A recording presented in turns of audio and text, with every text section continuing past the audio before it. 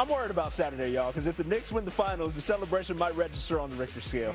Let's allow Knicks fans to relish in the journey that led to this 3-1 lead in the NBA Finals. Game 1 in San Antonio, it was Jalen Brunson going crazy.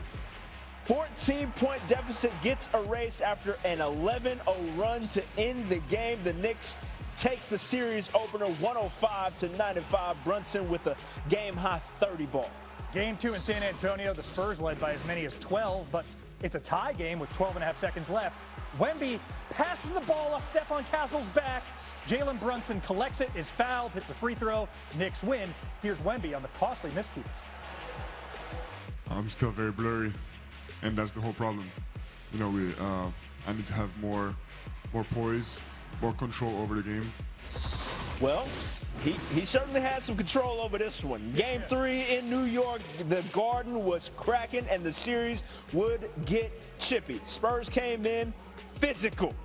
The toss by one Victor Wembanyama and subsequent giggle, neither here nor there. Wemby got away with a no call, but then Stephon Castle just decided to run through him on a would-be charge call. Regardless, Wemby with the erasure of that shot, and Castle with the dagger 3 under 2 minutes to go. Finished with 23 points and 5 assists. The Spurs snap New York's 13-game win streak. Here's Wemby post-game.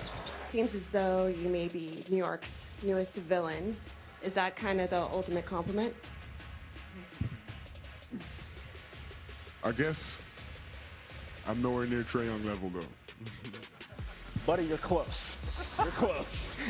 Game 4 Wednesday at MSG. The Knicks were down by as many as 29 points. No one had ever come back from that great a deficit in the NBA Finals, but we got to update our stat. Rewatch the second half. We thought, it can't be that bad, and it wasn't. It was worse.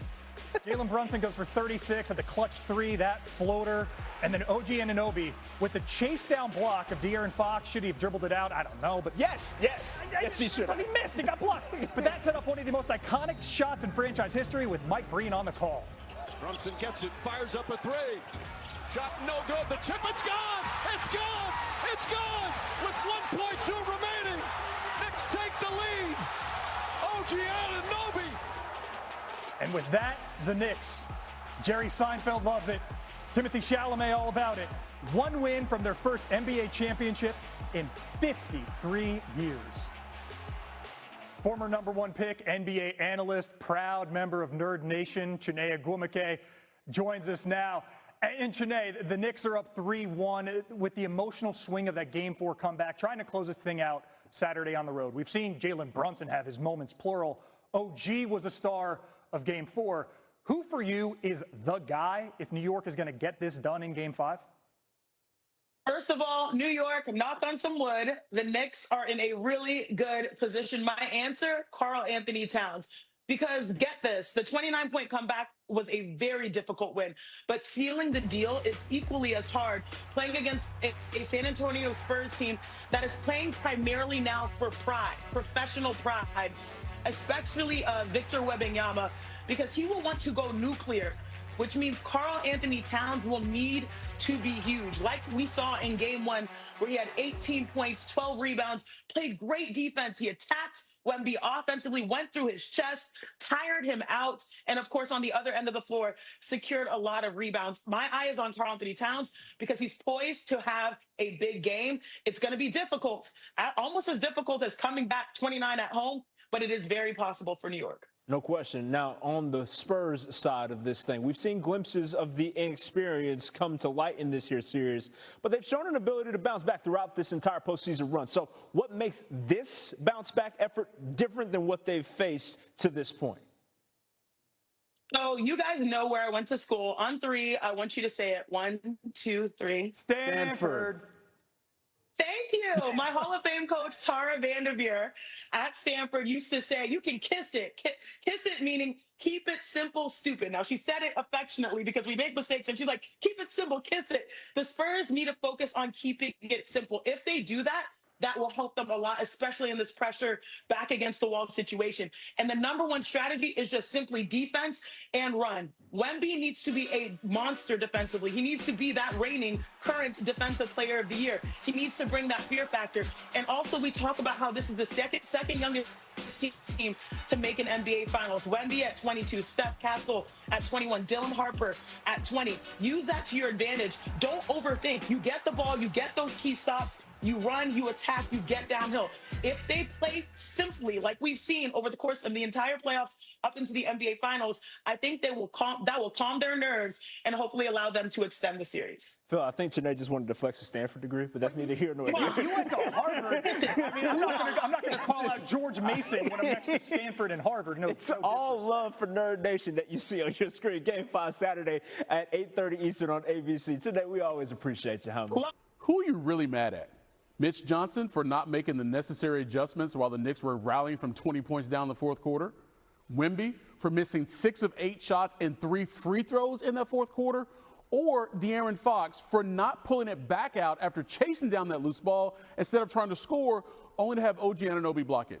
I mean, either way, you got options. Can't speak for everybody else. You know, I don't get into social media. I think I've probably been fired 212 times, and we traded Fox 72 times. And, you know, unfortunately, we still got to show up and play tomorrow, and I got to coach. So, I mean, it's kind of like people have my phone number. Call me, like, I mean, I don't watch those shows. It doesn't matter. It is what it is. Can't change it now. And was just coming up and yelling at you in your face about it. So it is what it is. De'Aaron Fox will have the basketball in his hands at the end of the game tomorrow, and I have nothing but the utmost confidence that he's going to deliver like he's done countless times for us. I mean, the right hand of God, and can't spell God without OG.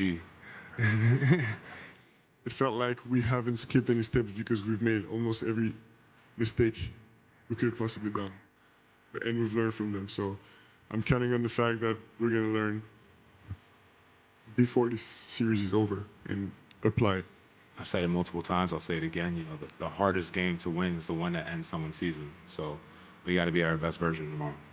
Does it feel like you guys are one step away from a championship, or even different than the other games in the finals? 0-0. Yeah, everybody knows we're gonna do it. But I don't know if I agree with you. I feel like we need to isolate that one game and take it one game at a time. I think it'd be a mistake to waste our energy on different, on multiple games. It's one game at a time. Okay, cliche, but still, we bring in what else is he going to say? But Sinead, here's the deal: like, if Wemby doesn't believe, then who's going to believe, right? Like, seriously, what else is he going to say? Right. So I get that part, but here's the thing that got me though: is they're down 3-1, and considering how Game 4 went, when he says everybody knows we're going to do it, who's everybody? No, not everybody. Maybe everybody on the Spurs, but how do you respond when you hear all that? Yeah, maybe he should have added the asterisk, everyone in San Antonio, everyone on the Spurs, not just blanket everyone. I would say by the eye test and the analytics, I know we are, a little cautious of saying analytics these days. They most, disagree with them being able to do it based off of the sample size that we saw, especially late in games where they're 3-7 in the postseason in clutch time. They've blown lead after lead. But I will say this, to be one of the greats, you have to be a little bit delusional, to believe that you can defy all the odds, to do the virtual impossible, like come back from down 3-1 in the NBA Finals. And Wemby physically has all the tools to be great. But this right here is a mental challenge, back against the wall. And I want to credit him because he has always made us privy to his authentic thoughts. And if you're going to try to take down the Knicks, who hit them with blow after blow, this is the mentality you need. A little bit of delusional, a lot of skill, a lot of strategy, and first believing before you go out there and do it. So I'm not mad at him for what he said. I do think that it did require a little bit of an asterisk. Yeah. Okay, so let me get this straight too. In order to be great, you got to be a little delulu. 100%. That is 1,000% accurate. I'm not going to let my kids hear that, because the next time I tell them they're delusional, they're going to be like, it's because I'm great. But or are they trying to be great? That's right, exactly. There we go. All right, let's just live in a world where Delulu wins and the Spurs do get the win at home in Game 5. What will they have done to make that happen? They would have kept the game super simple. 1, defense, and 2, run. So if they play defense and they get out there and run, and it starts with Victor Wembanyama, he needs to wreak havoc defensively. He needs to bring that fear factor, one of my favorite reality shows. He needs to bring that fear factor back And also, they have to get those stops so that they can run. This is a team that is excellent downhill because they have numbers, especially when the defense isn't set. Without a set defense, it's almost virtually impossible to guard Victor Wembanyama. It's hard to contain Dylan Harper. It's hard to check and slow down De'Aaron Fox. So if you think about just keeping the game simple for the second youngest team to ever play in the NBA Finals, playing to your strengths, not overcomplicating things, that will help you extend the series and get to New York. Okay, but would you do Fear Factor? Ooh, yeah, would you? Never. I couldn't do it. Put your hand in a box and know a snake's or in there. like have it crawl over your creepy face, or just like eat a cockroach? Actually, no. How much money are we talking about? Well, I guess you not could put a enough. number on anything, Not but enough. that ain't it. They weren't getting paid enough, No. that's for sure. Hey, Hey, not for you and your the economy checks. these days, I do it. You know what? You know I love a good dollar. I'll do it. Sinead, we'll see you. Well, at least the team on the left, the Knicks, specifically after the other night, they lead the NBA Finals 3-1. Game 5 tomorrow, their first opportunity to close it out. Do you remember what happened the first time in San Antonio? Jalen Brunson erupted, helped the Knicks erase a 14-point deficit. You're like, oh, 14, that's cute. An 11-0 run to end the game. That's how the Knicks took Game 1, 105-95. Brunson had the game-high 30 points. Remember how this started? Road teams, road teams. All right, so Game 2, we're tied at 104, 12 and a half to go. Wemby gets the rebound, tries to pass it to Stephon Castle, hits him in the back, turns it over. Oh, here's Wemby. I'm still very blurry, and that's the whole problem. You know, I need to have more poise, more control over the game. Did he say he was blurry? Yes. Did he have too many jello shots? He Game definitely 3 did in New not. York. I'm kidding. Don't put that on him. First game in the Garden, got a little chippy. Spurs came out physical, and Brunson took a bunch of it. Wemby got away with the no call on Brunson, but then Castle just plowed over him in the second quarter, and Wemby was effective both ways on the court. 32 points, 6 assists, and 3 blocks. Castle, though, was the guy who had the dagger. Dagger 3 under 2 minutes to go. He had 23 points and 5 assists. The Spurs snapped New York's 13-game win streak. They took that one. Seems as though you may be New York's newest villain. Is that kind of the ultimate compliment? I guess I'm nowhere near Trae Young level, though.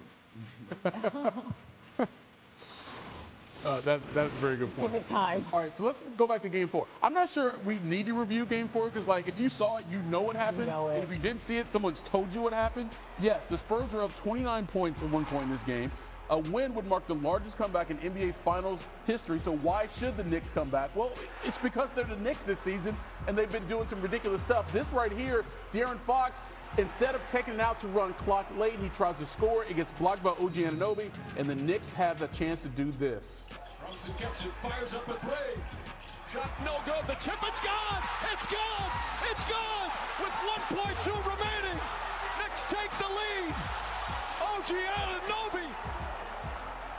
OG doing all the things. He had the block, he had the tip in. Knicks are just one win away from their first title in 53 years. And they are firmly favored to finish things off and win their first title since 1973. However, they actually aren't expected to get it done in Game 5. The Spurs are favored by 5.5 in that game. The game is in San Antonio.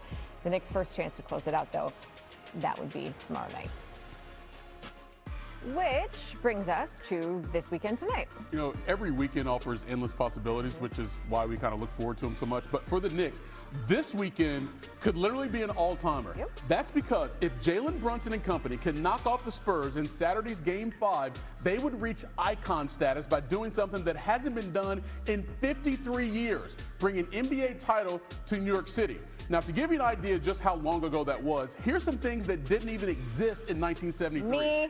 These 9 current NBA franchises, ESPN, the internet, and former Midwest local TV star Nicole Oh my God, Mansky. that was not from She did not WREX. miss. I did not know that was coming though. That's such a bad photo. Why are you guys being mean to me? I want the Spurs to win Game 5. Now, for the record, I do not have a dog in this fight. I don't actually care one way or another. But let's start with the Spurs. They have to do something in response to that collapse the other night. Like, you can't go out like that. Show some pride, something. So win one more at home. But perhaps the real reason for wanting the Spurs to win is actually so this series goes back to New York. Because if the Knicks are going to win this, they gotta do it at MSG. Like, I want us all to experience the absolute scene that will occur if that happens. Okay, so that brings me to my one other thing on the Knicks, and it's not about the franchise, but rather their fans, and more specifically, the knuckleheads who are determined to wreck shop throughout the 5 boroughs if or when the Knicks close out the series. Look, I get it. You've been wanting this for a long time, and in so many regards, y'all deserve to celebrate. But please, for the sake of the city and everyone who lives and works there, when y'all do,